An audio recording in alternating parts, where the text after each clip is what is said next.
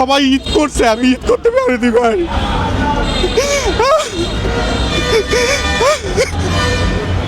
আমার ঘুরাচ্ছে খালি, আজ নয় কাল, কাল নয় পরশু, এইভাবে ঘুরাচ্ছে। মেয়ের নাম মিস্টার আসনিয়া রানা তামান্না। ও তারপর আরেকটা কথা ভাই ভুলে গেছি আমি, এই মামলার যে দ্বিতীয় আসামি সে হচ্ছে সেনা সদস্য মোহাম্মদ রেজাউল করিম রেজা।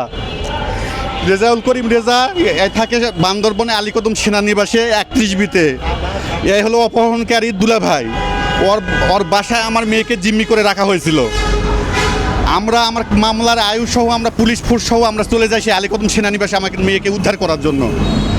ওখানে যাওয়ার পর আমরা ক্যান্টনমেন্টে ঢুকলাম, সব বললাম, আমাদের অফিসারদের সিওটিও আছে আর্মির, ওদেরকে বললাম আমার মেয়ে এখানে আছে, আমরা খবর পেয়েছি স্যার। তা আপনারাই চেক করবেন, আমরা জাস্ট দাঁড়িয়ে থাকবো, মেয়ে থাকলে আমরা নিয়ে যাব, না থাকলে আমরা চলে যাব।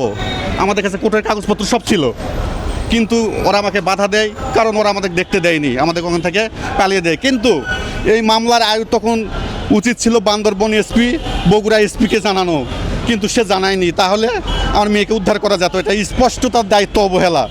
এন্তাজুল হক কে মামলার আয়ু, ঠিক আছে। আর সেদিনের পর যখন আমাদের ফিরে দিছে মেয়ে, তো সেদিনই পাইতাম। তোমার আমার আশা এবং বিশ্বাস আর্মিরা তাদের সম্মান রক্ষার্থে আমার মেয়েকে হয় হত্যা করে লাশ গুম করে দিয়েছে, এটা আমার বিশ্বাস। তাছাড়া আমার মেয়ে কোথায়? আমার সরকারের কাছে অনুরোধ, আমার মেয়েকে গুম করা হয়েছে না মৃত্যু কী হয়েছে জানি না, পাচার করা হয়েছে। আমার মেয়েকে আমি চাই, দ্রুত চাই, দ্রুত আমার মেয়েকে আমার বুকে ফেরত চাই।